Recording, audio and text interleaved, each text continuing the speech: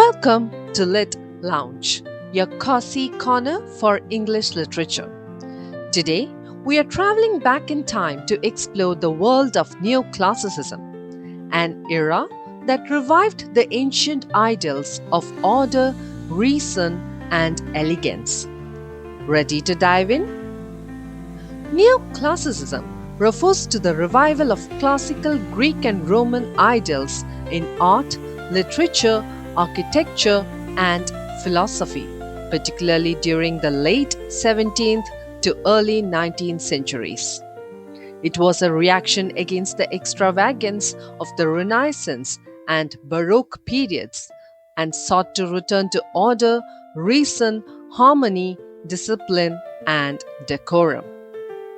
The term Neoclassicism literally means new classicism, indicating a renewed admiration for classical antiquity. Neoclassicism is closely linked with the Age of Enlightenment and was especially influential in France, England, Germany, and Italy. Key features of Neoclassicism: imitation of classical models. Neoclassical writers sought inspiration from the works of ancient Greek and Roman authors like Homer, Virgil, Horace, and Ovid. They admired the formality, balance, clarity, and order found in classical literature and tried to replicate that elegance in their own works. They believed to imitate the ancients is to learn perfection. Alexander Pope used heroic couplets, a classical poetic form that mimics Latin epigrams and Horatian style. In an essay on criticism, he writes, "A little learning is a dangerous thing.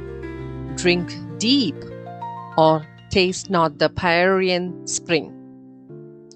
These couplets are not only formally balanced, but also loaded with moral and philosophical insights. Emphasis on reason and logic. Neoclassicism aligned with the Age of Enlightenment, where reason was hailed as the highest human faculty. Writers believed literature should appeal to the mind, not to uncontrolled emotion. The purpose was to enlighten and instruct rather than simply to entertain or express personal feelings. In an essay on man, Pope emphasizes rationality. Know then thyself, presume not God to scan. The proper study of mankind is man. This illustrates the shift from divine mystery to human-centered rational thought. Moral and didactic purpose.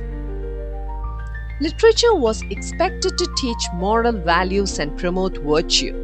Neoclassical writers believed that art should have a clear didactic function, correcting vice and reinforcing social norms. Samuel Johnson's essays in The Rambler and The Idler often focus on morality, human flaws, and ethical behavior. He wrote, "The only end of writing is to enable readers better to enjoy life or better to endure it." This sums up the didactic mission of neoclassical literature: adherence to rules and decorum. Neoclassicists valued rules of structure and genre. Drama, for example, had to follow Aristotle's three unities: unity of time, that is, the action should take place within a single day; unity of place, the action should occur in a single location; and unity of action, one central plot, no subplots. They also believed in decorum. Characters and language should suit the social class and situation. Jean Racine's Pedre strictly follows the unities and classical structure. The emotional conflict is contained within a single setting and short time frame. Satirical tone. Satire was a favored mode for neoclassical writers to expose human vices, absurdities, and political corruption. Their satire was refined, full of wit, irony, and elegance rather than emotional or vulgar. Jonathan Swift's Gulliver's Travels mocks everything from political pettiness to scientific hubris. The war between Lilliput and Blefuscu begins over which end of the egg should be broken, a satire on trivial political conflicts. The Laputans represent scholars who are detached from real life, mocking impractical scientific theories. Urbanity and social manners. Neoclassicism flourished in an age that valued civilized society, conversation, and etiquette. Literature often depicted urban life, especially the sophisticated behavior of the upper classes. Restoration comedies like William Congreve's The Way of the World focus on witty dialogue, romantic intrigue, and social elegance in London society. Likewise, Pope's The Rape of the Lock uses epic style to humorously describe a high society quarrel over a lock of hair, an elegant satire on aristocratic vanity. Heroic couplet and poetic forms. The heroic couplet, two rhymed lines of iambic pentameter, was the signature verse form of the neoclassical age. It symbolized order and precision, matching the classical preference for symmetry and balance. Pope's The Rape of the Lock is composed entirely of heroic couplets. Belinda smiled, and all the world was gay. She frowned, and ruin seized the day. The form is tightly controlled and musically polished, reflecting the values of the era. Universalism. Neoclassicists believed in the universality of human nature, that people everywhere shared the same passions, flaws, and moral codes. Therefore, literature should focus on general truths and shared experiences, not individual or personal expression. This contrasts with the romantic idea that emotion and individuality are central. In an essay on criticism, Pope says, "True wit is nature to advantage dressed. What of was thought, but never so well expressed."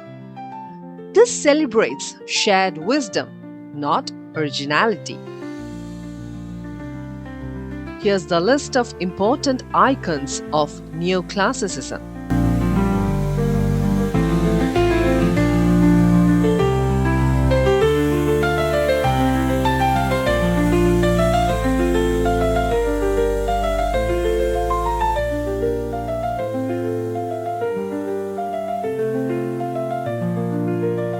Neoclassicism wasn't just about looking backward.